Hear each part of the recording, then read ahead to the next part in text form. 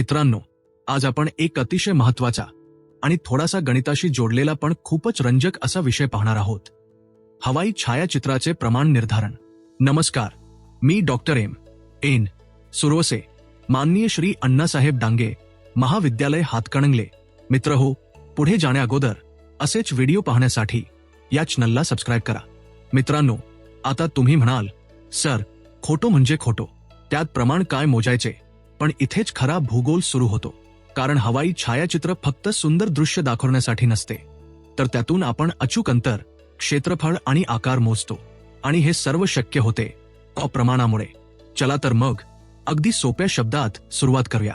सर्वप्रथम आपण समजून घेऊया हवाई छायाचित्राचा प्रमाण म्हणजे काय. प्रमाण म्हणजे छायाचित्रावर दाखवलेले अंतर आणि प्रत्यक्ष जमिनीवरील अंतर यांच्यातील संबंध. म्हणजेच फोटोवर 1 सेंटीमीटर असेल तर जमिनीवर ते किती मीटर किंवा किलोमीटर आहे हे सांगणारी संख्या म्हणजे प्रमाण.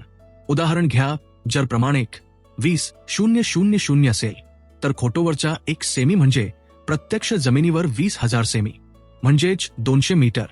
किती सोपे आहे ना.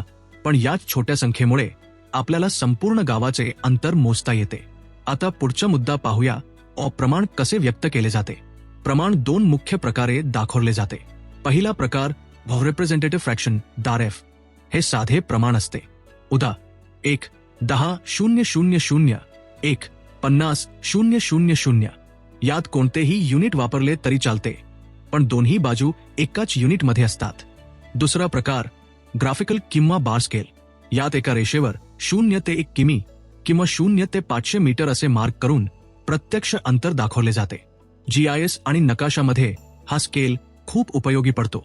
आता आपण पुढचा मुद्दा घेऊया, प्रमाणाचे प्रकार. पहिला प्रकार नॉमिनल स्केल. हा छायाचित्रावर दिलेला मूळ प्रमाण असतो. जसे 1,10,000. शहरी नियोजनासाठी लहान क्षेत्राचा अभ्यास करताना असे मोठे प्रमाण लार्ज स्केल वापरले जाते. दुसरा प्रकार ग्राउंड स्केल. हा प्रत्यक्ष जमिनीवर मोजलेल्या अंतरावर आधारित असतो. उदाहरणार्थ, जमिनीवर 2 बिंदूंमध्ये 2 किमी अंतर आहे आणि फोटोवर ते 10 सेमी आहे, तर प्रमाण होईल 1,20,000. तिसरा प्रकार फोटोग्राफिक स्केल. हा कॅमेऱ्याची फोकल लांबी आणि उड्डाणाची उंची यावर आधारित असतो. सूत्र आहे photo scale focal length height above ground. उदाहरण, फोकल लांबी 15 सेमी आणि उड्डाण उंची 3,000 मीटर म्हणजे 3,00,000 सेमी असेल तर प्रमाण होईल 1,20,000. इथे लक्षात ठेवा, उंची जास्त असेल तर प्रमाण लहान होते, म्हणजेच मोठा भूभाग दिसतो पण तपशील कमी दिसतो. आणि उंची कमी असेल तर प्रमाण मोठे होते, म्हणजे लहान क्षेत्र दिसते पण तपशील जास्त स्पष्ट दिसतो. आता पुढचा मुद्दा, प्रमाण निश्चित करण्याच्या पद्धती. पहिली पद्धत ग्राउंड डिस्टन्स मेथड. यात आपण फोटोवर 2 स्पष्ट बिंदू निवडतो, जसे रस्ता, पूल किंवा नदीचं वळण. फोटोवरचे अंतर मोजतो, मग प्रत्यक्ष जमिनीवर तेच अंतर मोजतो आणि सूत्र वापरतो. Scale photo distance ground distance. उदाहरण, फोटोवर अंतर 5 सेमी आणि प्रत्यक्ष अंतर 1 किमी म्हणजे 1,00,000 सेमी, तर प्रमाण 5,1,20,000. दुसरी पद्धत फोकल लेंथ आणि हाईट वापरून. जर कॅमेऱ्याची माहिती उपलब्ध असेल तर FH हे सूत्र वापरले जाते. तिसरी पद्धत ग्राफिकल स्केल तयार करणे. यात फोटोवर मोजलेले अंतर वापरून बार स्केल तयार केला जातो. हा GIS मध्ये खूप सोयीचा असतो. आता आपण थोडे पुढे जाऊन पाहूया, प्रमाणाचा उपयोग नेमका कुठे होतो.